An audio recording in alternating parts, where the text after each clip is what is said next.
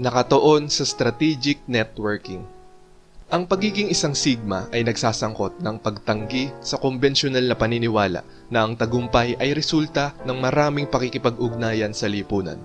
Sa halip ay tinatanggap ng mga Sigma introvert ang sining ng strategic networking. Nauunawaan nila na ang lalim ng mga relasyon ay mas mahalaga kaysa sa mga mababaw na pagkakakilala. Ninanavigate nila ang mga social landscape na may layunin sa halip na makisali lang sa hindi mabilang na mga pakikipag-ugnayan. Hinahanap nila ang mga individual at grupo na may mga ibinahaging halaga at layunin sa kanila.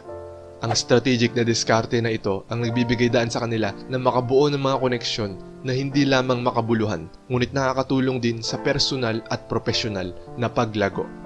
Sa isang mundo na madalas na binibigyang diin ang mga nakasanayan na extroverted networking, ang mga Sigma introvert ay nire-redefine ito. Ang kanilang pagtuon sa madiskarteng networking ay hindi tungkol sa pagkolekta ng mga kontak. Ito ay tungkol sa pagbuo ng isang network ng mga kaalyado, tagapayo at mga katuwang. Ang bawat koneksyon ay may layunin na nag-aambag sa kanilang paglalakbay, sa halip na ikalat ang kanilang enerhiya sa maraming panlipunang pakikipag-ugnayan.